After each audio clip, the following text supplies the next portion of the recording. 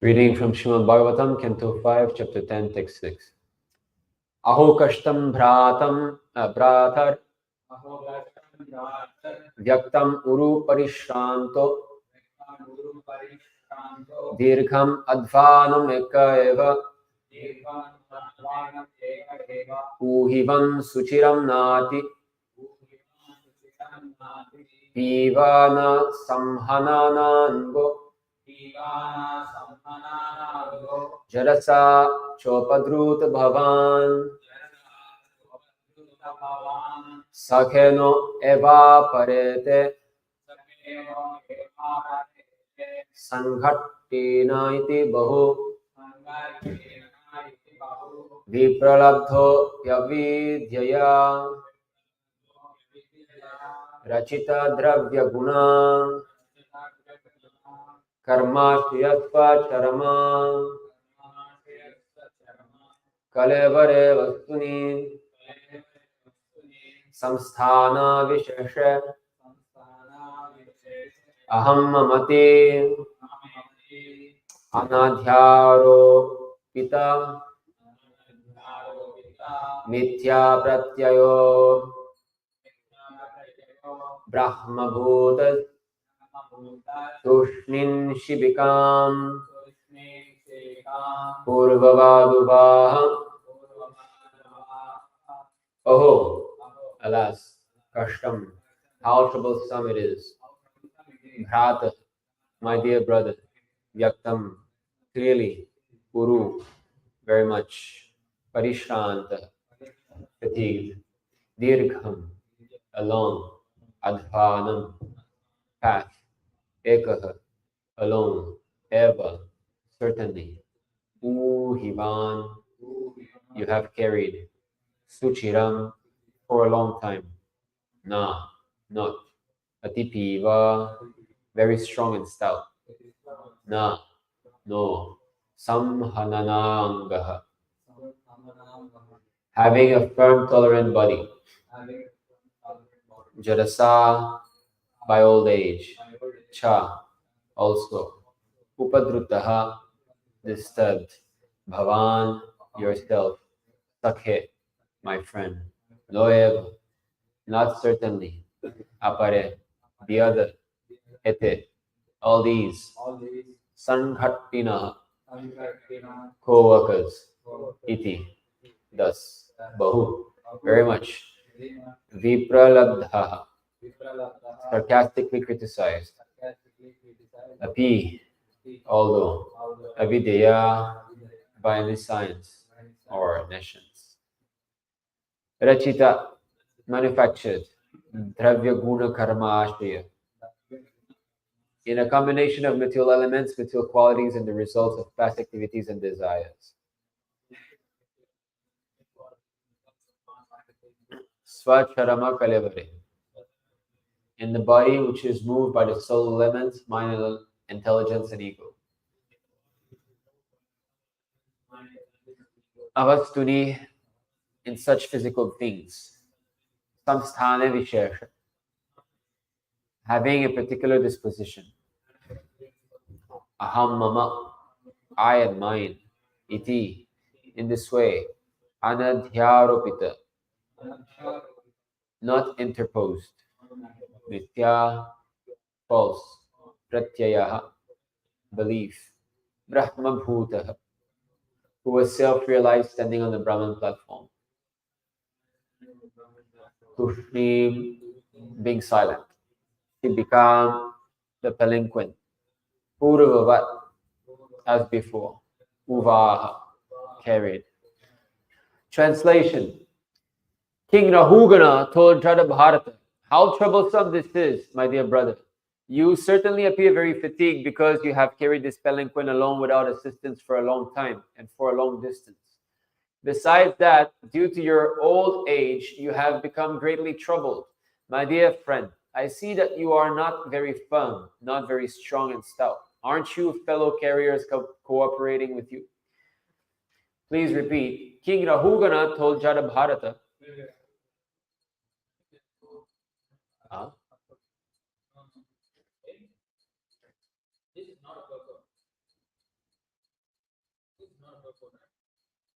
Ah, yeah, yeah, yeah. Then purports here.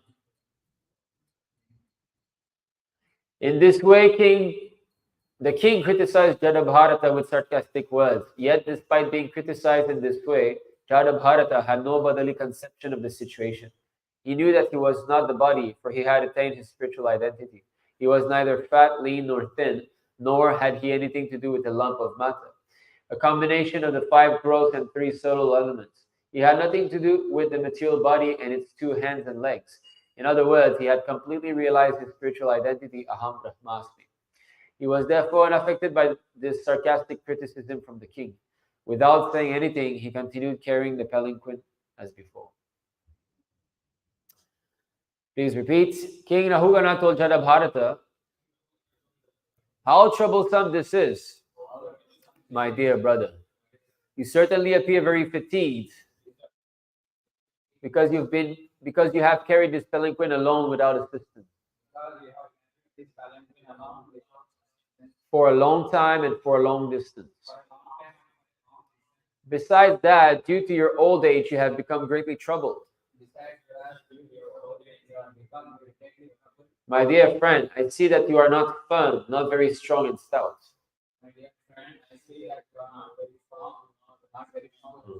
Aren't you fellow carriers cooperating with you?" In this way, the king criticized Jadabharata with sarcastic words. Yet, despite being criticized in this way, Jadabharata had no bodily conception of the situation. He knew that he was not the body, for he had attained his spiritual identity. He was neither fat, lean, nor thin, nor had he anything to do with a lump of matter, a combination of the 5 gross and 3 subtle elements. He had nothing to do with the material body and its 2 hands and legs. In other words, he had completely realized his spiritual identity, Aham Brahmasmi. He was therefore unaffected by the sarcastic criticism from the king. Without saying anything, he continued carrying the palanquin as before. Purport. Jadabharata was completely liberated. He did not even care when the dacoits attempted to kill his body. He knew that he certainly was not the body. Even if the body were killed, he would not have cared, for he was thoroughly convinced of the proposition found in Bhagavad Gita 2:20, Nahanyate hanyamane sharire. He knew that he could not be killed, even if his body were killed. Although he did not protest, the Supreme Personality of Godhead in his agent could not tolerate the injustice of the dacoits. Therefore, he was saved by the mercy of Krishna, and the dacoits were killed. In this case, while carrying the palanquin, he also knew that he was not the body. This body was very strong and stout, in sound condition and quite competent to carry the palanquin. Due to his being freed from the bodily conception, the sarcastic words of the king did not at all affect him. The body is created according to one's karma. The material nature supplies the ingredients for the development of a certain type of body. The soul the body covers is different from the bodily construction. The soul the body covers is different from the bodily construction. Therefore, anything favorable or mischievous done to the body does not affect the spirit soul. The Vedic injunction is asango hyaham purusha. The spirit soul is always unaffected by material arrangements. Om Gyanati Virandasya Gyana Jala Shalakaya Chakshura Meritahena Taismai Shri Guru Shri Chaitanya Mano Krishnam Sapitam Yana Bhutale Swadrupaha Kadamahim Datati Swapadantikam Vandeham Shri Guruho Shri Uta Padakamalam Shri Guru Vaishnavam Shri Rupam Sagrajatam Sahaganam Tamitam Tam Sajivam Sadvaitam Savadutam Parijanam Sahitam Krishna Chaitanya Devam Shri Radha Krishna Padam Sagana Radhita Shri Vishakam Vitamsha He Krishna Karuna Sindhu Dinabandhu Jagatpate Gopesha Gopika Kanta Radha Kanta Namaste Tapta Kanchana Gaurangi Radhe Vrindavaneshwari Rishabhanu Sute Devi Pranamami Hari Priya Panchakalpatarubhisya Kripa Sindhu Vyayevacha Patitanam Pavanebhyo Vaishnavebhyo Namo Namo Namo Vishnu Padaya Krishna Prishtaya Bhutale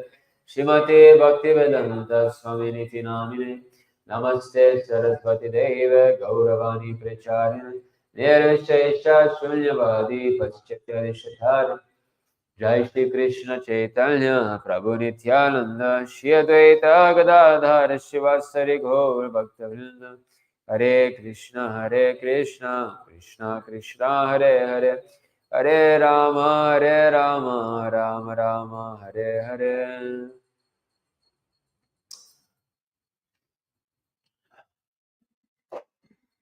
Should I read the translation again? King Rahugana told Jadabharata, how troublesome this is, my dear brother. You certainly appear very fatigued because you have carried this palanquin alone without assistance for a long time and for a long distance. Besides that, due to your old age, you have become greatly troubled.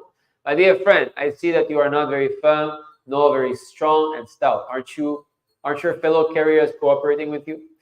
In this way, the king criticized Jadabharata with sarcastic words. Yet, despite being criticized in this way, Jadabharata had no bodily conception of the situation. He knew that he was not the body, for he had attained his spiritual identity. He was neither fat, lean, nor thin, nor had he anything to do with the lump of matter, a combination of the 5 gross and 3 subtle elements. He had nothing to do with the material body and its 2 hands and legs. In other words, he had completely realized his spiritual identity, Aham Brahmasmi. He was therefore unaffected by the sarcastic criticism from the king. Without saying anything, he continued carrying the palanquin as before. Okay, so here we are in the pastime of Jadabharata, who was formerly known as Bharata Maharaj, the eldest son of Shabhadev, an incarnation of Krishna. So he fell down, becoming attached to a deer, and he took birth as a deer. By Krishna's blessings, mercy, he could remember his previous existence. So therefore, as a deer, he already started his austerity. He left his dear mother, and he started to eat only dry leaves. In this way, he waited for death, and now he is reincarnated as Jadabharata. So here it says that it's sarcastic. Why? Because we learned from previous verses that actually Jadabharata was very handsome and strong. He had a very strongly built body. And this is why the other palanquins, carriers, they saw him. And since Jadabharata was acting as a dumb person, they thought this fellow's got no brain. We can easily convince him to carry the palanquin.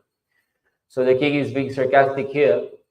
So you're carrying alone without assistance. Well, actually, he's not. And due to your old age, meaning actually he was very young, and you're not very firm or very strong and stout. That's the opposite. So there's 2 important instructions that we can see in this verse. One thing is how it's not a cheap thing to become self-realized. We can see how much he's tolerating. First of all, he's not being paid for doing that. They just found him and they say, you come with us, and you start to carry the palanquin. And he simply agreed. He said, okay. And that must be very heavy task,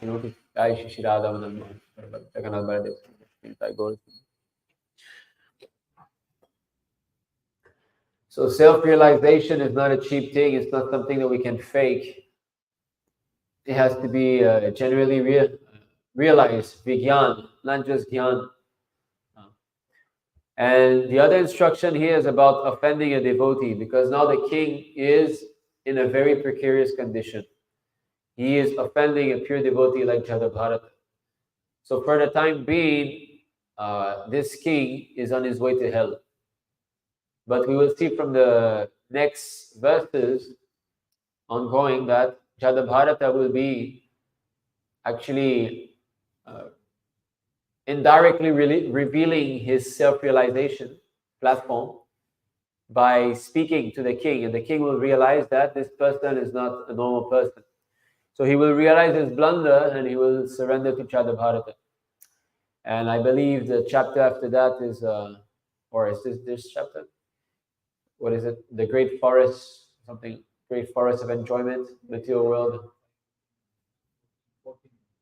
Oh, that's much later, is it? But prior to that, the Great Forest of Enjoyment, actually, it's Shukadev Goswami who repeats the instructions of Jadabharata to Maharaj Parikshit. But prior to that, Jadabharata is explaining how, actually, there's a painting of that, you know? You see a man with his suitcase, and you see the wife with the nails, and the children have got like sharp teeth, and there's like tigers and snakes and all, and he's walking in the jungle. It's actually pertaining to those instructions of Jadabharata. Yeah, so offending a Vaishnav is extremely dangerous, and this is actually what can stop our spiritual advancement. And why someone, even after many, many years of doing devotional service, can again go down to sense gratification or desire liberation or compromisation. Today is a very auspicious day of Srila Bhaktisiddhanta Saraswati Thakur appearance day. Why some devotees compromise and some don't? Actually, the compromising attitude comes from offense. It's not in itself a free will. It's not that these devotees have the choice to compromise or not. They're forced to not to compromise because they have committed offense at the lotus feet of a pure devotee. So unless we rectify that offense, these anarthas in the heart, these unwanted creepers will become stronger and stronger. And that's why it is so hard for someone who's been situated in offenses for so many years to get out of it, because the creepers have become trees. The unwanted creepers, they've become trees. So this is Madhya chapter 19, 157, is it?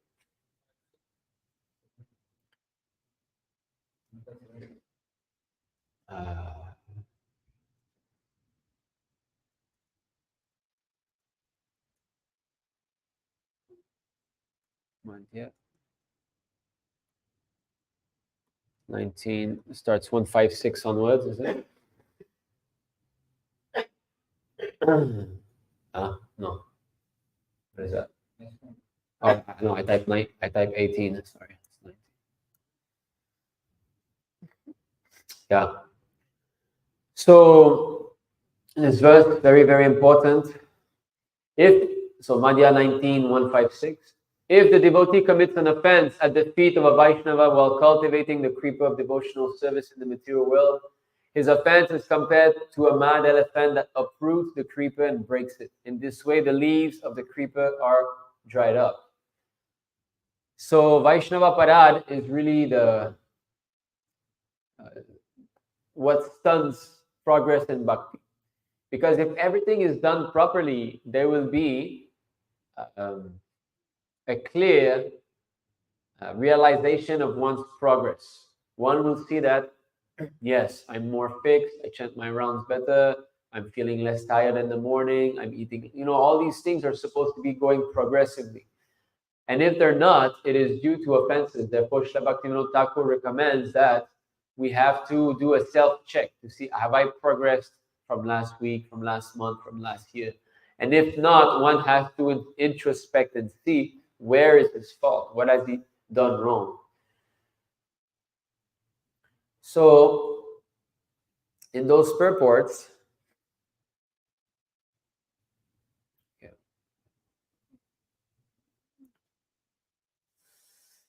the gardener must defend the creeper by fencing it all around so that the powerful effect of offenses may not enter.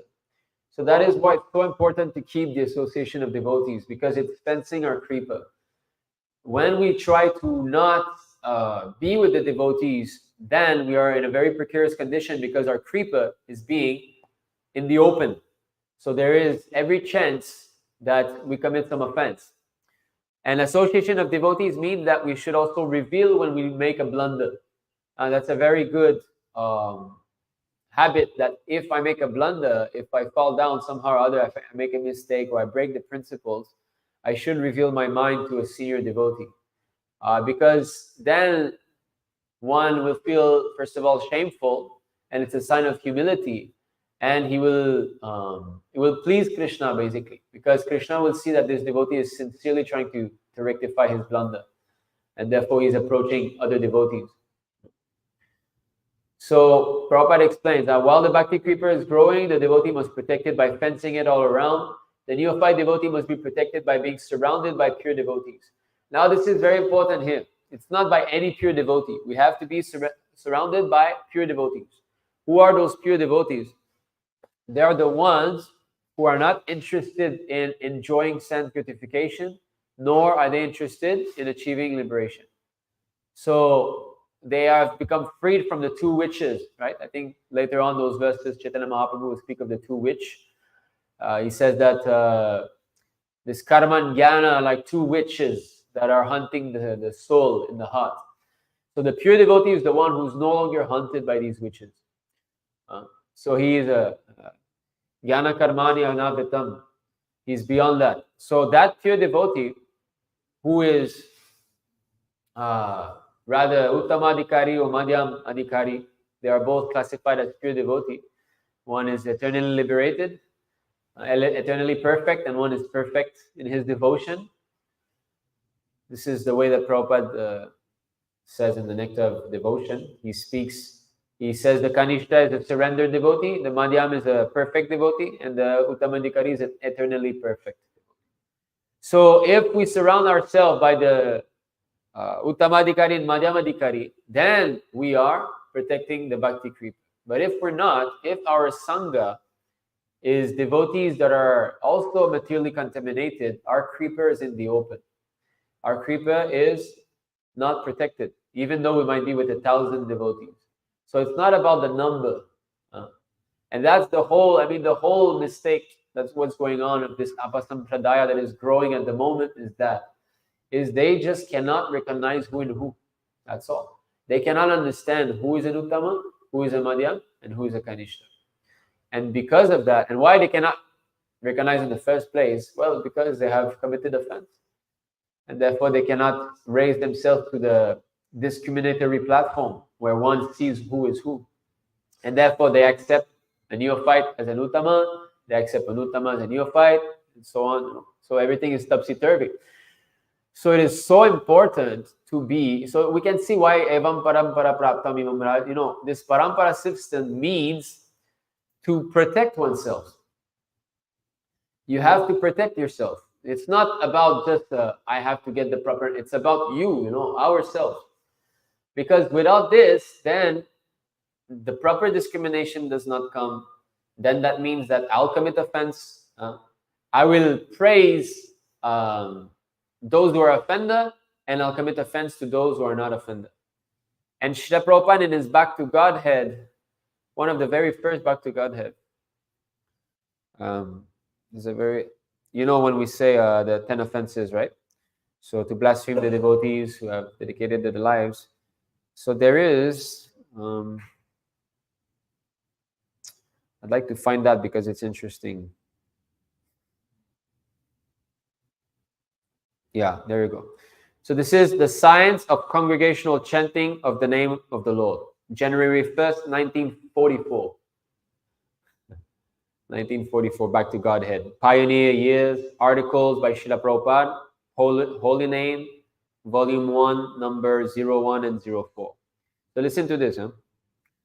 The third offense is disregard of the spiritual master. The devotee must receive the transcendental name of the Lord from the transcendental lips of a bona fide spiritual master who is 100% devotee of the Lord and nothing more or nothing less. And then begin chanting the transcendental name. Now, from the lips, don't get carried away by this, like some devotees are. What is it? 297, is it, purport? The transcendental sound is never minimized if the speaker is apparently absent. 297 purport, right? So the potency of transcendental sound is never minimized if the speaker is apparently absent. Prabhupada puts the word there, apparently. for, satisfying our conditioned vision, apparently absent. So lipsye means you must hear the transcendental sound, that's all. Otherwise, why Prabhupada would have recorded the Gayatri Mantra on the tape? He wouldn't have done it at all, right? He must come in front of me and he must see it. That very record is breaking all this their deviation. So then such spiritual master as above mentioned is known as the guru, from whom either initiation is taken or one from whom spiritual instruction is received. One should have unflinching faith in such self-realized transcendental spiritual master. The bona fides of such spiritual master can, however, be known by their activities only, which are always evident in respect of everything being done for and on behalf of the Lord. So that's Prabhupada gives the qualification of the bona fide guru. Absolutely everything is done for Krishna. There's not 1 second that is for their sanctification. So therefore, sometimes they say, when we discriminate, right, with those who pose themselves as gurus, they say, why don't you see all the good that they have done?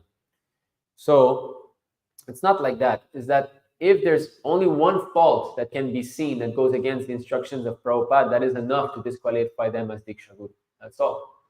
So it's not that we just want to be pointing fault. It's simply we want to be surrendering in the proper place. That's all. We need to have discrimination, and therefore Prabhupada explained in the CC that a disciple ought to recognize who is a bona fide guru. Therefore, Shastra says there has to be mutual analysis for 1 year.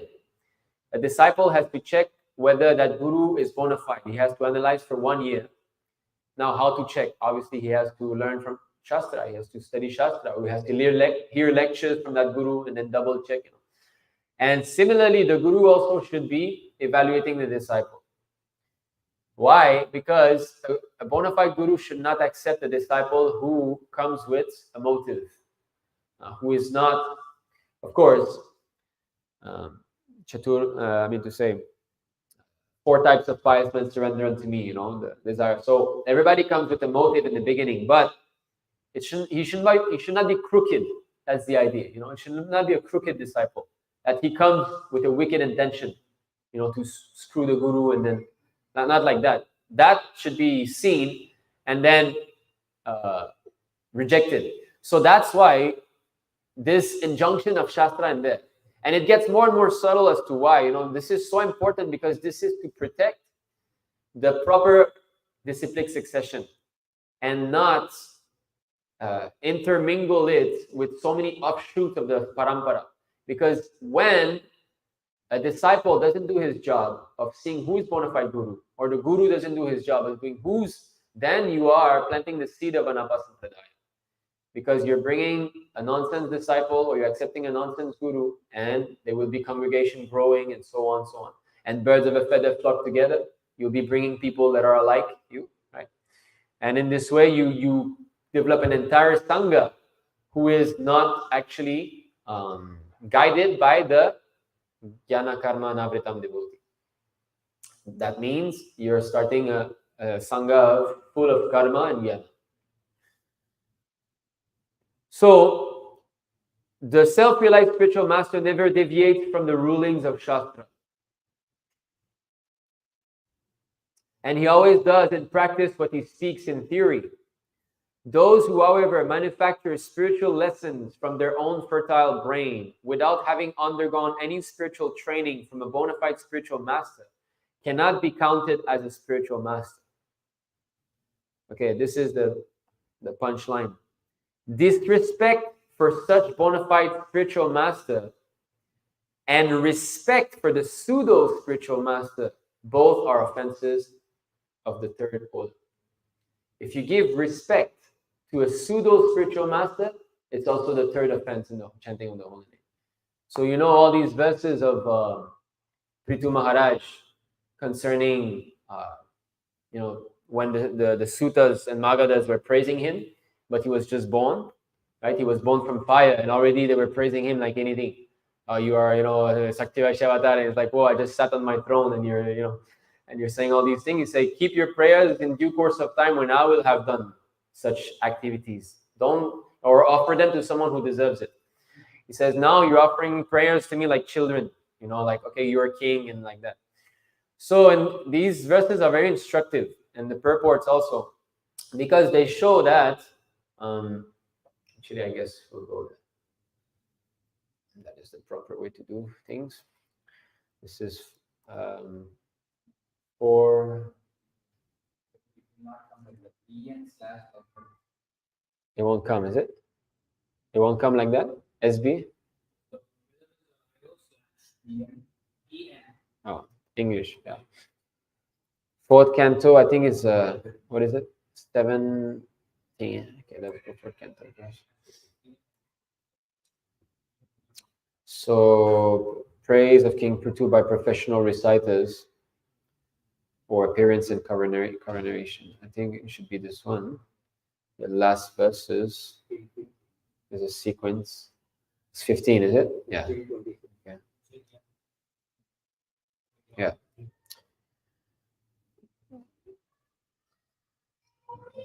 Okay. So King Prithu said, so this is Bhagavatam 4:15-22 onwards. King Prithu said, O gentle Suta Magadha and other devotee offering prayers, the qualities of which you have spoken are not distinct in me. Why then should you praise me for all these qualities when I do not shelter these features? I do not wish for these words meant for me to go in vain, but it is better that they be offered to someone else. So actually Prithu Maharaj is instructing not to commit this offense, to praise someone who is not qualified. Right? Prabhupada says to praise those pseudo-spiritual master is the third offense also. It's part of the third offense. So Prithu Maharaj is trying to show, because he had not done anything at the time. So he knew he was Shakti Avaisha, we learned from the purports of Prabhupada, but he was not manifesting these pastimes yet. So similarly, if someone is voted in as a guru, and then the next day, officially, he's a guru, you must bow down and say, Namo Vishnu Padaya. Then what has he done for using that prayer? Huh? So this is all, it's like a show. O gentle reciters, offer such prayers in due course of time, when the qualities of which you have spoken actually manifest themselves in me. The gentle who offer prayers to the Supreme Personality of Godhead do not attribute such qualities to a human being who does not actually have them. That is very important, especially when it comes to our Mangalarti and Guru Puja songs, right? Samsara Davadana Ridalota. So all these verses clearly speak of a Mahabhagavat who is on the highest path. Not even, they don't even speak of a Nitya Siddha from Vaikuntha Loka. They speak of a Nitya Siddha from Krishna Loka, right? What is that verse? Radha... Radhika, yeah. Yes. So Radhika. So it's speaking of a spiritual master who's in the association of Srimati Radharani. So it's not even speaking of someone from Vaikuntha planet. So what you see? So there was this sannyasi who acted as guru before. I mean, he's still guru, but he's not accepting disciples anymore, and he's still acting as guru. So Jayadvaita Swami, who was saying during Mangalarti song, don't sing Jaya Prabhupada, right? Okay, he, I think it's like a year ago or a few months ago, he gave again a talk on bona fide songs in ISKCON. Because, they've got the whole train of bhajan and mantras now going on. A lot of mantras that they pick from Shastra, or sometimes not even from Shastra, just names of God mixed all together. So he wants to do some cleanup, apparently. So he said, and I listened a little bit because I knew that he had committed that offense to Prabhupada, acting like, why Jaya Prabhupada, Jaya? So then he said, there was someone who asked a question, what about the Mangalarti song? Whose song is it? So he said, it's Prabhupada's song. Don't you know? So see the turnover, complete flip. Like 10 years ago or something, you cannot sing Jaya Prabhupada during Mangal Arti. And now he's being asked, whose song is it? It's Prabhupada's song. Don't you know whose song you want it to be? He said like that. So probably GBC like took the ruler or something and snapped the finger. Okay, Prabhupada's song. So you see, how can an Acharya sometimes say left, sometimes say right?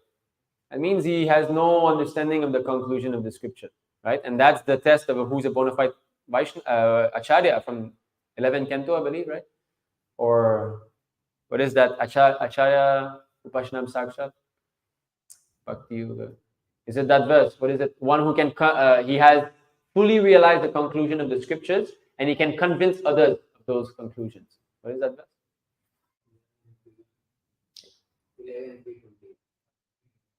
11:3:21.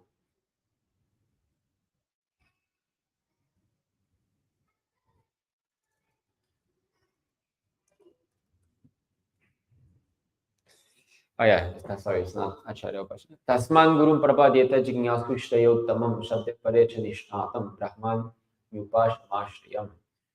So therefore, any person who seriously desires happiness must seek a bona fide spiritual master and take shelter of him by initiation. The qualification of a bona fide guru is that he has realized the conclusions of the scriptures by deliberation and is able to convince others of these conclusions. Such great personalities who have taken shelter in the Supreme Godhead, leaving aside all material considerations, should be understood to be bona fide spiritual master. So if 10 years ago you're saying one thing and now you're saying something else, where's your realization of the conclusion? Your conclusion is shifting. It's not Prabhupada's song, now it's Prabhupada's song. So these are not bona fide gurus. And this is Shastra who says, don't throw stones at me. I'm saying this because the last video that we've released on our channel had waves and waves of oh, you're committing Vaishnava Parad, you know, what about all the great things he's done? Look, you think I want to waste my time doing this and being, you know, shouted at and all? So what to do? Such people, they want the club, you know, they want a social club. Like you come on Sunday, you hang out a bit, everybody's right, nobody's telling you you're wrong and all, and then you go back and you feel your ego has puffed up a bit. No, you know, it's about sincerity. What do we want? Why are we doing all this? Worshipping the Lord, dressing the deities and all. What is the goal? What is in your heart? What do you want from all this? So there's no, you see, there will always be different sections of devotees. This is eternal. In the material world, there will always be Uttamadikari, Madhyamadikari, and Kanishtadikari. And we discriminate in those terms, not stereotype. Like, okay, ISKCON is good, Gaudiya Math is bad. No, ISKCON is good, ISKCON is bad. Not like that. ISKCON, ISKCON, you know, Gaudiya Math or what? We have to see through qualities. We have to see through Shastra. Where is that devotee position? Because if we become stereotyped, you know, no, this is the proper institution and it's not like that, then we give up our discriminatory power and we surrender to some, you know, feelings in our heart. So this is it. You have to be able to convince someone, and that conviction means that one will naturally develop jnana vairagya. So knowledge and vairagya. He will become detached from this material world more and more. So that is the result of bhakti, not some false renunciation that I sit on the Vyasasan and family life is all la la la la, and next time I'm taking the child. Not like that. That's monkey renunciation, you know. Renunciation has to come genuine. It has to be really, it's steady. Renunciation means steady, not Monday renunciation. It has to come. And this, because they don't have it, they cannot give them to the followers. And because they don't actually believe that renunciation is really necessary, then they don't speak it, right? They're not going to be speaking these things. So therefore, compromise comes. So you see how this verse starts. Therefore, any person who seriously desires, there is this seriously, real happiness, must seek a bona fide seeking. So seeking a bona fide spiritual master is also a quest. It's part of a disciple's duty to discriminate who is who. Not that as soon as I heard one Mataji about a year and a half ago when we were in China, we associated with some devotee from ISKCON, or rather we tried to give them our association. So she said, when I saw my Guru Maharaj and he smiled at me, I knew he was my Guru. So that was her discrimination. He had a nice smile. So, and when you pop that bubble, they become angry, right? That Mataji, this is not how you discriminate. You have to do that. Oh, how do you know that? So that means what? That means these people are not serious about attaining the ultimate goal of life. You know, they want something. They want to show, or I don't know. It could be you want to be seen as someone who's religious or spiritual, and you want to have your guru, or you know that this guru is about to hit the 10,000 mark, or I better get in line, you know, to be one of those. All right. So in this way, you become puffed up in your little village or whatever it is. You know, there's so many varieties of material desire that disguise themselves as bhakti. That's how Maya tricks us. She makes those creepers look like bhakti. You know, that's how you don't discriminate. Right? I remember in my very beginning, you know, that Mahabharat series, right? The new Mahabharat. Well, it's not that new anymore, but the latest one. So I thought at that time I still had not come in contact with His Grace Nagopur Prabhu. I was in China by myself. I thought, oh, I have to do some service, something for the Chinese people. And then I thought, oh, I'll hire someone to make Chinese subtitles for this Mahabharat series. That was, you know, I thought this was devotional service. So you see, when you're not fencing the creeper in the association of pure devotees, then there's one creeper who will look like bhakti, and you will think, oh, I'm doing bhakti. But actually, you're doing something. So, to come back to this praising spiritual masters who are pseudo-spiritual masters as being an offense,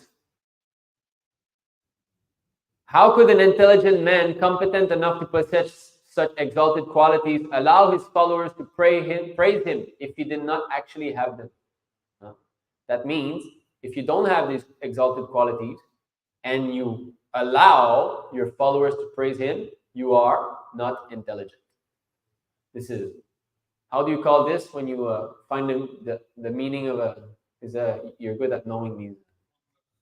Converse, is it? To like go backward, and because how could an intelligent who doesn't possess such qualities allow his, so it's called convert? To converse, yeah. So that means that if I don't possess these qualities and I allow my follower to praise me, I am not intelligent. Praising a man by saying that if he were educated, he might have become a great scholar or great personality is nothing but a process of cheating. So you got a friend who's a fool, and he said, don't worry, you know, I'm sure that if you would have gone to Harvard, you would have been a great scholar. But I'm a fool, you know, how could have I gone to Harvard in the first place? So to say these prayers, Om Vishnupad Paramahamsa Parivagachacharya, that are meant for the caliber of personalities like whom we're going to be celebrating today, Srila Bhaktisiddhanta Saraswati Thakur Maharaj, and you use these prayers for someone who's not on that platform, that is greatly offensive. And it is a process of cheating. I was, when I was living with that devotee who has as his pseudo-spiritual master, the one who wants to reach 10,000 mark, he, before his deity worship in the morning, he took the picture of his so-called guru and put on his forehead, you know, and then Om Vishnupad Paramahamsa, he says the whole prayer. So that's what we're against. You see, they think we're against gurus. They think that you, Ridviks, you're killing the parampara, you don't want any more guru. That's not at all. We also want 10,000 gurus. Prabhupada says, right, there should be 10,000, 10 million gurus. Yes. First of all, you know, what kind of guru Prabhupada is speaking about, right? It's not everybody should be guru. That's a fact, but according to his capacity. A father who makes sure that his son becomes a strong Vaishnava is guru to his son, and he's following the instruction of Chaitanya Mahaprabhu. You all become guru and preach in your area. So we want such guru, no doubt. We want that. What we don't want is hypocrisy. That's what we're against. We don't want someone who is not on that level and who tries to act on that level. That's all. If you're not on the Uttama platform, don't act as an Uttama. If you're not on the Madhyama platform, don't act as a Madhyama. Because the Madhyama is the one who's supposed to preach. And if you're Kanishta and you go out so-called preaching, you're disturbing. Because you're not actually understanding the conclusion of Shastra. So that's also imitating. We should not imitate a devotee of the higher platform. That doesn't just mean imitating the Uttamadhikari. That means also imitating the Madhyamadhikari. So a Kanishta, a neophyte, should not pose himself as being a scholar. He should not, do some YouTube videos trying to defeat the Ritvic philosophy. Right? Otherwise, he'll mislead others. Or anything else, for that matter. So, nothing but a process of cheating. A foolish person who agrees to accept such praise does not know that such words simply insult him. See, so I engage my disciples in praising me as a Mahabhagavat, and I'm not on that platform. Every single day is an insult, Yasastri Sandam, I'm 3 days, 3 times a day I must insult you, at least. Minimum. We laugh, but of course it's all sad. Prabhupada's movement like this is being corrupted from the inside. And when sincere devotees are raising up and trying to do something and bring out some clarity in the whole matter, we're being thrown potatoes and cabbage by those who don't want to give up their congregation. As a person with a sense of honor and magnanimity does not like to hear about his abominable actions, a person who is very famous and powerful does not like to hear himself praised. It's very important. If you are not on that platform and someone is praising you, you obviously are not accepting that on behalf of Krishna. You're not accepting these praises on behalf of the Supreme Lord. You're accepting these praises for your own self-aggrandizement. King Prithu continued, "My dear devotees, headed by the sutta, just now I'm not very famous for my personal activities because I have not done anything praiseworthy you could glorify. Therefore, how could I engage you in praising my activities exactly like children?" And this is it. This is the mood. Children are nonsense. They have got no proper understanding of what should I do, what I should not do. But children, at least they're cute. If you act like a child and you're not cute, then who cares for you? Like I've spent 5 months in Australia.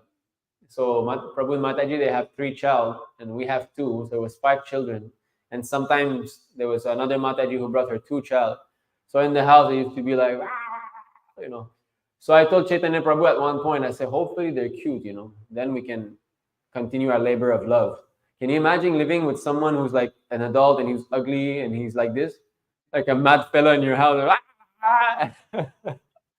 Like you kick him out in a second, only because children are cute, you carry out doing this. So of course, we're attached to them, it's not we're trying to show as if we're detached. We're attached to the children and they're Vaishnavas. So there's definitely some good there. It's related to Krishna. But if you're acting as a child and you're disturbing everything and you're doing your whole congregation based on some childlike activities like this, just because your guru has a nice smile, then it's a whole cheater and cheated, although it looks like something else externally. Everybody's wearing dhoti and tilak and saris, but internally there's no purification that occurs.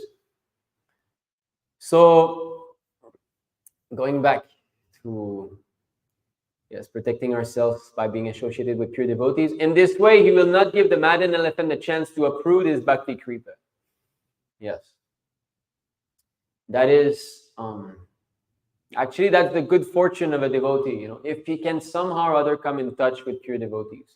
I mean, like for ourselves, we started to read Bhagavad Gita and chant. We were alone in China. And I had no idea where I could find genuine devotees. So I flew back to Canada and there I was seeking and I was not so satisfied. So I did not know much. And then Ramananda Rai Prabhu, a kind well-wisher of ISKM, he told me, no, there's a Ritvik center in China. I said, oh, yes, where? He gives me, so it's 1 hour away from where I used to live all these years. China is big, right? It was just 1 hour away. I was like, wow. So I flew back to China. Then I met Labanga Mataji, and Mataji's like this. So somehow or other, Krishna was kind enough upon ourselves that he brought us into the association of His Grace Gopal Prabhu, Tadbhavid Prabhu, and all genuine Vaishnavas. And then only did I start to understand what is what. Before that, I was reading Bhagavad Gita, I was chanting, I still could not understand, Well, I could not understand that I could not understand. That's the most dangerous part of it. When you don't understand, you don't understand, and you don't understand. It's so dangerous.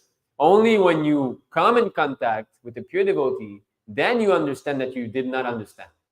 And then you're like, oh, okay, all right. Then you know what is what. You start to discriminate, and then you know how to be more careful, and So that's why, because as long as we are not guided by genuine Vaishnavas, the offenses will continue.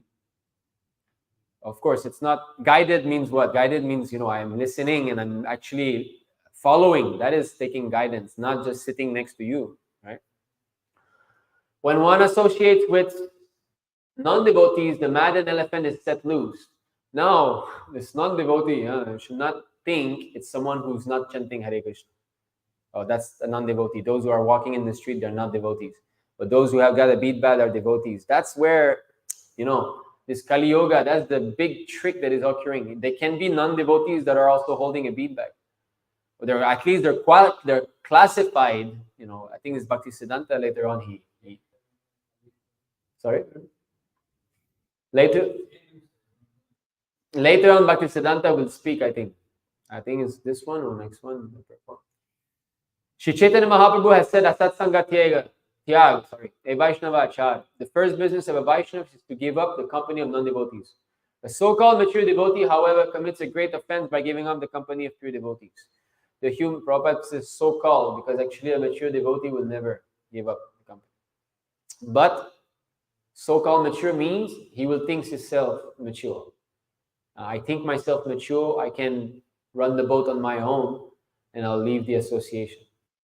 The human being is a social animal, and if one gives up the society of pure devotees, he must associate with non-devotees, as satsanga. By contacting non-devotees and engaging in non-devotional activities, a so-called mature devotee will fall victim to the mad elephant offense.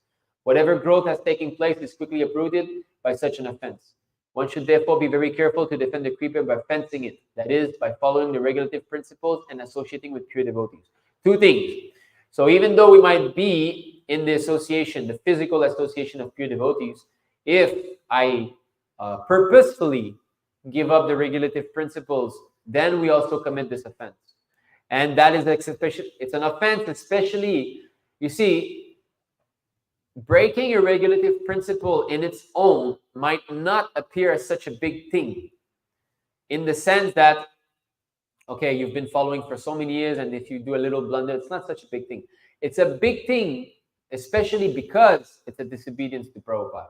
That's why, especially, it's a big thing. Prabhupada explained that this offense is especially committed when one disobeys the order of the spiritual master. So if I purposefully break the regulative principle, let's say, I don't know, someone who used to smoke cigarette, he smokes one cigarette or something, that act itself is not what's going to be destroying everything he's done. But it's dangerous because now he's planting the seed of offense to Srila Prabhupada. Now he's purposefully, disobeying. And that can lead to further disobedience. And because he's done it once, maybe twice, and it becomes easier. So that's very dangerous. Okay. That one, actually, this is why I prefer using Prabhupada books. But it's very seldom that there's things like this. But here's an example. Because there's a change here in that purport. Even if one thinks that there are many pseudo-devotees or non-devotee in the Krishna Consciousness Society, still one should stick to the society. That's not there in Prabhupada. Let's go see this. That is very seldom.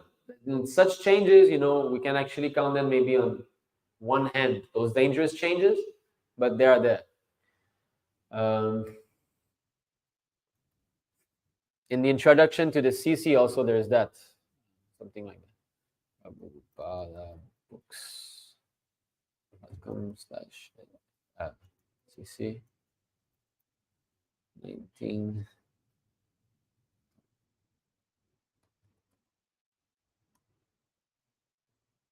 157.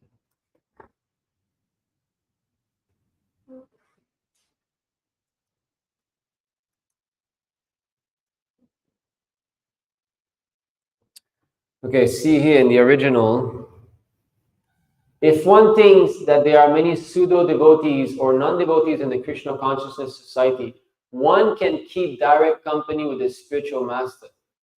See that? And if there is any doubt, one should consult the spiritual master. Okay, now the change that they've made, even if one thinks there are many pseudo-devotees or non-devotees in the Krishna consciousness society, still one should stick to the society.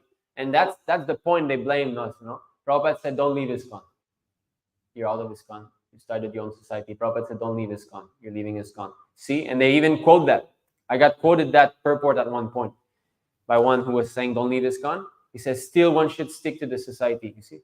But that's the Jaya Prabhupada men who added that, right? Him or someone else. Still one should stick. So that sentence is not there. If one, what else has changed, right? Prabhupada simply keeps to one can keep direct company with the spiritual master. And here it says, Krishna, still one should stick. If one thinks the society's members are not pure devotees, one can keep, you know. Anyway, so this is misleading here because now they're trying to separate truth from substance. You know, the bona fide society might, I mean, it's not the name itself, right? Prabhupada himself, he said ISKCON or FISKCON. So when you're trying to make it a dogma or stereotype thing that this is the name and whatever is happening in that name is bona fide, then you're making the whole thing stereotype. So these instructions are there that, you know, if one thinks there are many pseudo-devotees or non-devotees in the Krishna Consciousness Society, one can keep direct company with the spiritual master. So if we can humbly say that His Grace Srila Gopal Prabhu has done this, you know, knowing that there was so much deviations going on with his god brothers, he kept association with Srila Prabhupada. And we can see that from that, the bona fide disciplic succession has re-emerged. So, but then that is tricky. You see, it's always about the sincerity of the disciple, because all these instructions is like a double-edged sword. You can use it the wrong way and you can use it the proper way. Because you can also say, for example, you're in ISKCON, okay, not leaving, now you're leaving because there's deviations. That's correct, that's fine. But then you can apply this here too, right? You can say, no, actually, I find that, you know, these devotees here in ISKCON, they're not really, so I prefer to, you see, Prabhupada says, can keep direct company with the spiritual master, so I prefer to do that. So everything is, so that's why, again, we come back to associating with pure devotees who understand these things and can explain them properly. Because if I use that to my advantage, that you see, I can live on my own. I can rent my own apartment, you know, 10,000 miles from the temple, and I can simply read Prabhupada books. It says here, then you're not fencing your Bhaktilata beach. The elephant of offense is set loose. Because by quoting Prabhupada, you are disobeying Prabhupada. You're offending him, right? By staying on your own. However, unless one follows the spiritual master's instructions and the regulative principles governing chanting and hearing the holy name of the Lord, one cannot become a pure devotee. By one's mental concoctions, one falls down. By associating with non-devotees, one breaks the regulative principles and is thereby lost. In the Upadishamrita of Srila Rupa Goswami, it is said, okay, so here we come to the 6th. Okay, now I want to go to that place. I think it's the next. There's 2 things I want to find. One is the definition of asat. You know, I don't know if it's you know, Bhaktisiddhanta Saraswati Thakur says that cheap devotees who take everything very lightly are also considered asat. That's in the purport of an important verse. I think it might be Asat Sangha Tyag, and that if one can just check this Asat Sangha Tyag verse, yeah, check in the purport. I think Bhaktisiddhanta Saraswati, Prabhupada quotes that Sahajya is also qualified as Asat.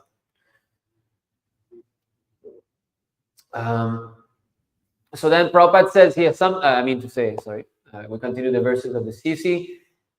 Sometimes unwanted creepers, such as the creepers of desires for material enjoyment and liberation from the material world, grow along with the creeper of devotional service. The varieties of such unwanted creepers are unlimited. So sometimes it occurs that we get material desires or impersonal spiritual desires. Is it there? Some unnecessary creepers growing with the bhakti creeper are the creepers of behavior unacceptable for those trying to attain perfection, diplomatic behavior, animal killing, mundane profiteering, mundane adoration, and mundane importance. All these are unwanted creepers. So, of course, here, I think Prabhupada speaks of, okay, it's not here yet.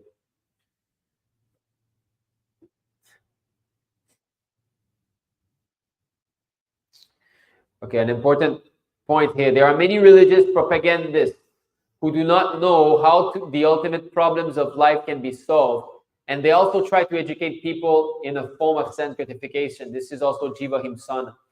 So if you don't know how to liberate your disciple, right? Guru Nasasyat, right?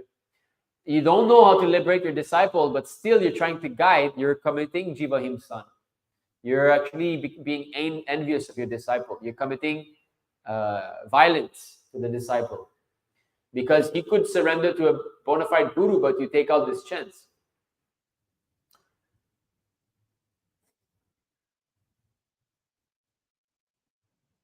Okay, so this is the important thing Prabhupada says here. Sometimes these unwanted creepers look exactly like the Bhaktilata creeper. They appear to be of the same size and the same species when they are packed together with the Bhaktilata creeper. But in spite of this, the creepers are called Upashaka. So this is why it's so hard to convince someone who is situated in offense that he's wrong. That's the reason. Because he sees his offense as devotional service. So how to convince him? He's seeing, no, I'm seeing the plant is sometimes there's some plants that look like tulsi, right? So the plant is growing. No, this is tulsi. This is tulsi. No, it's not tulsi, Prabhu. I know. No, this is tulsi. I'm seeing with my eyes. It looks just like tulsi. So he's convinced because he trusts his material senses, right? So similarly, a neophyte devotee who's confusing his offenses or his unwanted creeper with real bhakti, he is in a great blunder. He's in great trouble. I don't know if it's... Are you trying to find that, Prabhu? No? Venugopal, were you trying to find this? No. It's not there, right? It's not in that purport? Okay. Who take everything very lightly. If you type that keyword, yeah.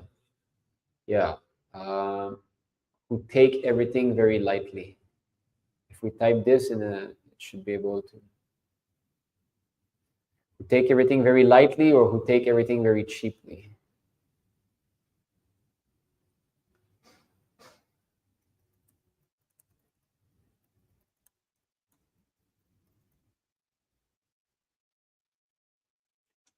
Okay.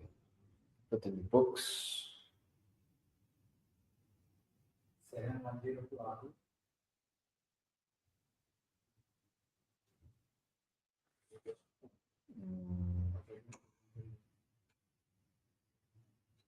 Should be in a purport.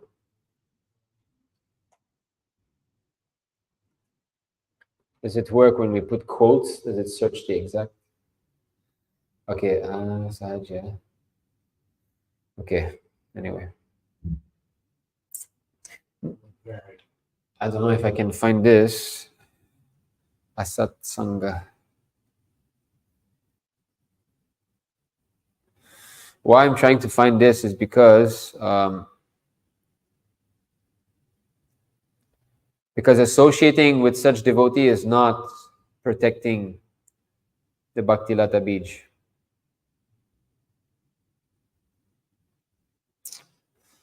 Anyway. So, where were we? To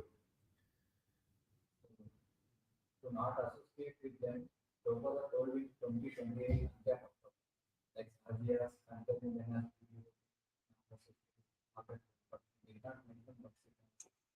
2028, you saying?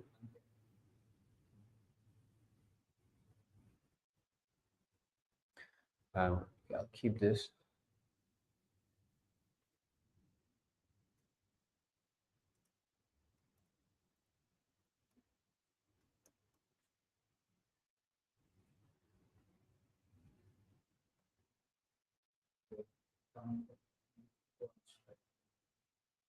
No, that's good. Yeah, here you see. Srila Bhaktisiddhanta Saraswati Thakur comments that persons who are actually very poor because they possess not even a drop of love of Godhead or pure devotional service falsely advertise themselves as great devotees, although they cannot at any time relish the transcendental bliss of devotional service. Yeah, I think this is it. A class of so-called devotees known as Prakrita Sahajias sometimes display devotional symptoms to exhibit their good fortune. They are pretending, however, because these devotional features are only external. I don't know if you've seen this video of one guru crying while singing. Black buddy, crying like tears. The Prakrita Sahajias exhibit these symptoms to advertise their so-called advancement in love of Krishna. But instead of praising the Prakrita Sahajias for their symptoms of transcendental ecstasy, pure devotees do not like to associate with them. It is not advisable to equate the Prakrita Sahajias with pure devotees. When one is actually advanced in ecstatic love of Krishna, he does not try to advertise himself. Instead, he endeavors more and more to render service to the Lord. So there's this huge trend in the mainstream movement of these mellow kirtan, Radha Desh mellows, Mayapur mellows, all these things. And we see that those who are singing, they seem to be very much immersed in transcendental emotions, all of them. So that is actually, it's not bona fide, this sort of acting. Prabhupada said these things should not be artificially tried to be shown, and they will come naturally. If one actually is chanting without offense, he will experience some bliss. And then, yes, some signs of jubilation, or it might come, but that's natural. That should not be orchestrated. But we can see that there's a whole show going on, and again they cannot discriminate that too. They cannot see that these people who are singing, they are not pure devotee. They are materially conditioned. Materially motivated. So hearing chanting Hare Krishna from them is not beneficial. But the leaders of the movement, the mainstream movement, they let them do. Yes, a lot of people are coming, at least they're hearing, it's good. It's like very recently, Pavaneshwar Prabhu shared in one of our group, like a very big ISKCON preacher dancing like chicken dance, the Hare Krishna, you've seen like a couple of days ago only. So he's dancing like this, while chanting Hare Krishna. He's doing like the chicken dance or something. Anyway, so he's very big in ISKCON. He's like the shining beacon of the youth and he says he brings thousands of people and all. Yes, but Prabhupada, what is that letter, right? Some people might come, right? Some people might become devotee, but these people will not take it seriously because they will come from something else. So that's why bringing people to the temple and bringing a lot of people to the temple is not always good. It's not really about the number. Like you bring a lot of 10,000 people, that's dangerous. It's very dangerous because if you're not strong enough, of course we say let's make but boiling the milk, right? Prabhupada, this instruction is there. It's important because let's say I'm not strong spiritually. I need guidance to be able to boil down, to remove this karma and jnana from my heart. But somehow or other, I'm a very good singer. And because of my singing, so many people come and attend my bhajan, so-called bhajan. Then what happens? I become overpowered by them. I cannot counteract their influence, right? So I become more influenced that, yes, so whatever little anartha I had, because now it's reflected in the eyes of 10,000 people, now it's becoming even more. So I'm being even more contaminated. And these people, they are attracted to this type of show, which means they're coming for that. So here are my new disciples, and our parampara will continue. And these people will also imitate me, sing, like make a huge show, and then other people will come. And in this way, the whole movement becomes a disaster. So it's not about having so many people coming, So that's why sometimes when people leave our association, we're happy, because we knew that that's not going to work, So, so then it's better you go your way, we'll keep our, better be a small number but sincere devotee than a large number of contaminated devotees, because it's hard after that, it's hard to guide, and there'll be some undercurrent, so many things, So when they go away, it's like, Hare Krishna, thank you. So yes, the Prakrita Sahaja sometimes criticize pure devotees by calling them philosophers, learned scholars, knowers of the truth, or minute observers, but not devotees, right? Sometimes they criticize us for trying to bring a little bit of light in the whole deviations that is taking place. And yes, they say, they don't put the Prabhu title at the end, or purposefully. And they call us, you're very good at philosopher, right? Ritvik Vad, cherry picking verses. Ritvik Vad. Vad means you're philosopher, mental speculator. So they call us like some mundane philosophers. Learned scholars, you just quote verses like anything. You only remember verses, but quoting verses to offend pure devotees. You say like that. On the other hand, they depict themselves as the most advanced, transcendently blissful devotees, deeply absorbed in devotional service and mad to taste transcendental mellows. Radhadesh mellows. They also describe themselves as the most advanced devotees in spontaneous love, as knower of transcendental mellows, as the topmost devotees in conjugal love of Krishna, and so on. Yeah. If you're accepting these prayers, that means you advertise yourself as that. What does Ashtotara Shata mean?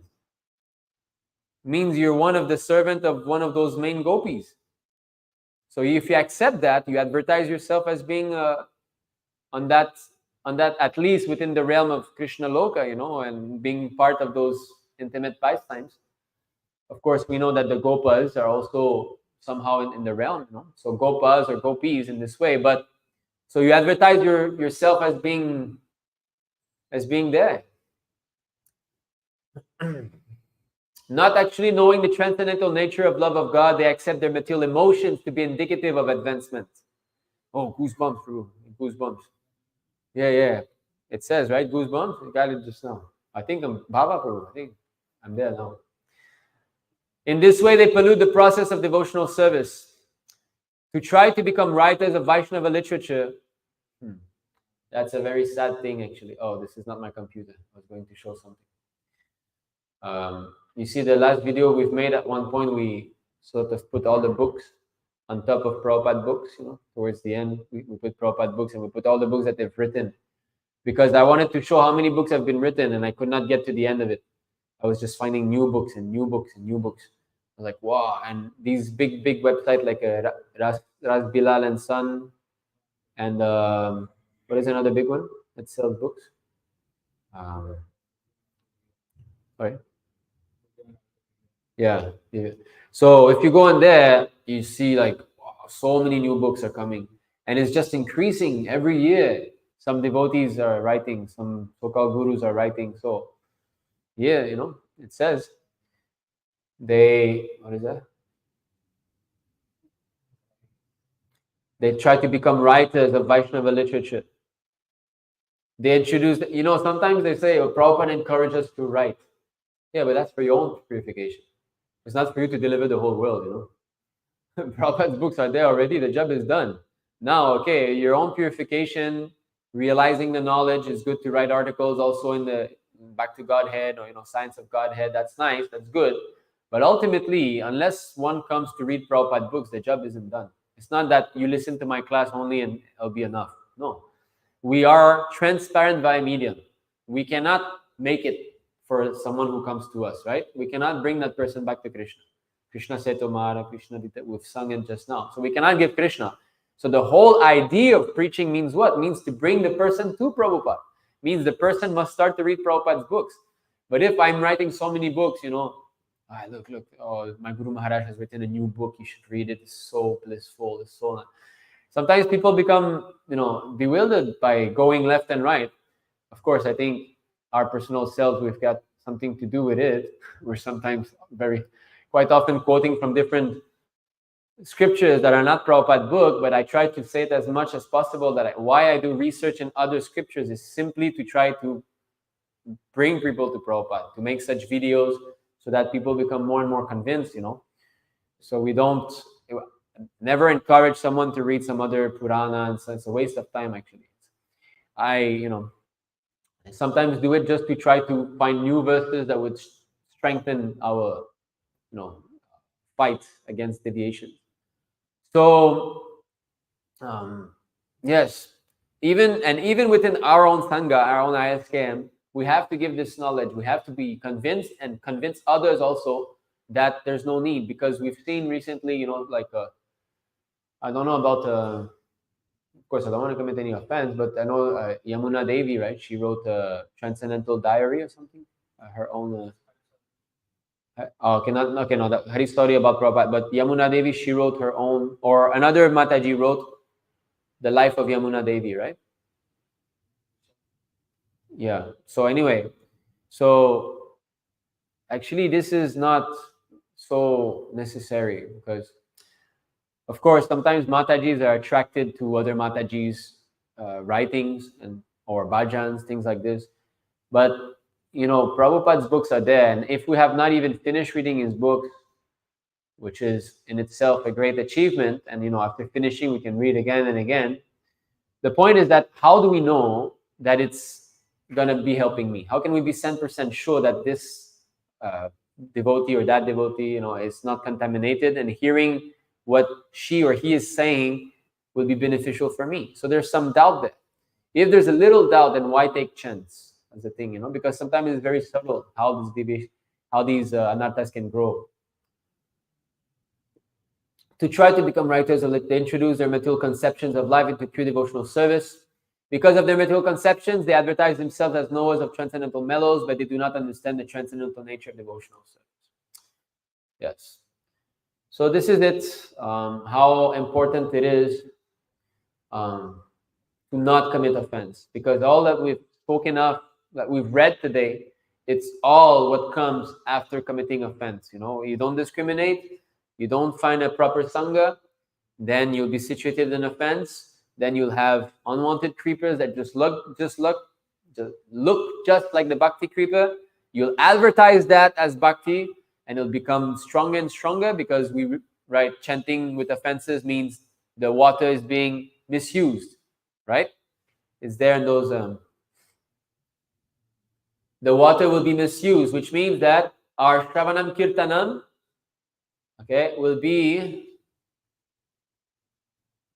Our Shravanam Kirtanam will be watering those unwanted creepers. This is, I think, in 160 then. Yeah, this is it. If one does not distinguish between the bhakti creeper and the other creepers, the sprinkling of water is misused, because the other creepers are nourished while the bhakti creeper is curtailed. So that's why, committing offenses in the beginning of our devotional life is much more preferable than later on. Because when you're later on and you've been in the movement for so long, your offenses are like thick trees, and to cut this down is so hard. Whereas in the beginning, you can be rectified, and they're like little of shoot. It can be removed very easily by senior devotees. But if you just let it grow and grow and grow, if one says the Hare Krishna mantra while committing offenses, these unwanted creepers will grow. One should, right? Okay. Yeah. So therefore, but then, you see, everybody chants with offense in the beginning. So that's the twist. So it says, if we, Prabhupada says, if one chants Hare Krishna mantra while committing offense, these unwanted creepers will grow. But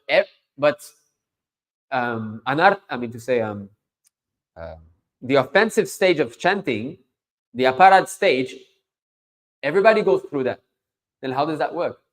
I have to start chanting somehow or other, and I'm going to be committing offense. But here it says that those unwanted creepers will grow. So how does it work?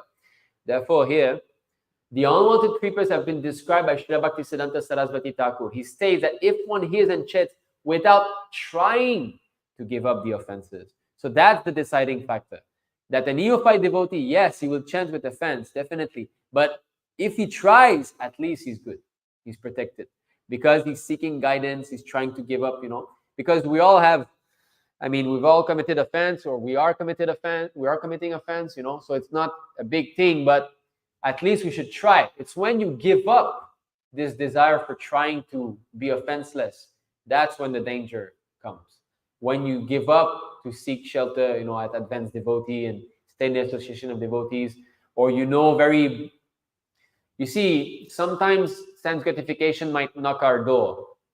Why don't you try? You do like this, We must give a fight at least. Not just that agitation comes, I just give them, okay, now I want to do that, I'll just do it.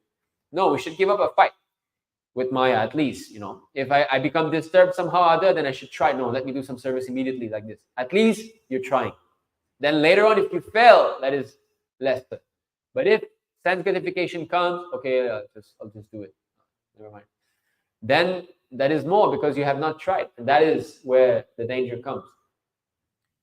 So chanting with offenses is not necessarily the cause of all trouble in one's spiritual life. Purposefully chanting with offenses is the cause. Because if you chant with offense and you still try to give up, you have a chance to come to the Madhyama platform by being protected by the Madhyamadikari or Uttamadikari. Then you'll come out of it at one point. Because chanting with offenses, all of us, we are going through. One may also desire freedom from material bondage like the Mayavadis. One might become attached to yoga siddhis and desire wonderful yogic powers. So here Prabhupada explains, there's so many. Okay. Again, one may make a show of devotional service like the Prakrita Sahajas, or one may try to support his philosophy by joining some caste. So you see, so making a show like the Prakrita Sahaja is actually a result to the offense. These people, they do not have free will. They cannot choose to follow Prabhupada or not choose. It's because now they are situated in offense, they're forced to act like that. And if by their good fortune, somehow or other, they choose to surrender to a devotee who can properly guide them, then they can be rectified. But for now, they're forced to act as they're doing because they misunderstand this anartha, this unwanted creeper to be bhakti. And they're feeding this, they're watering it again and again. What is that? There's a very big so-called Kirtaniya, this lady who shaved her hair, Achyuta Gopi. So she's big in ISKCON. Now, of course, if this is someone on ISKCON, say, how you can blaspheme Achyuta Gopi and all.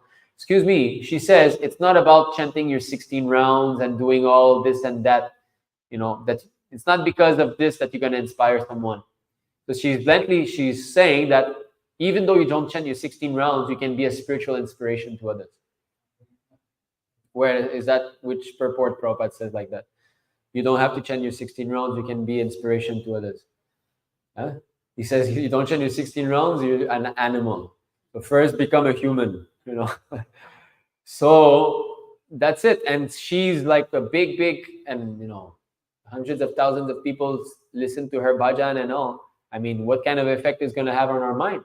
She's obviously not chanting 16 rounds. Otherwise, why are you saying this? Probably, anyway, you're advertising not to chant your 16 rounds. So what kind of preacher you are? And listening to you chant. So anyway, so when these people come and they say you're criticizing, you're just finding fault and all, just block. I think on our own channel, I must have blocked maybe 1,000 person, maybe 2,000. And at least it's good. I guess one day I might get near the end, right? I have blocked all of them, and then I'll have only sincere devotee come forward. Of course, there's a lot of supporters also. We've got many supports from even some senior devotee, Prabhu's God brothers, they appreciate it. So it's not that only people criticize, but yeah, most of them do criticize. I know Talmud Prabhu is also under fire still for his Gorgopal video, still happening. Okay, so 10 o'clock already. So anybody would like to add anything?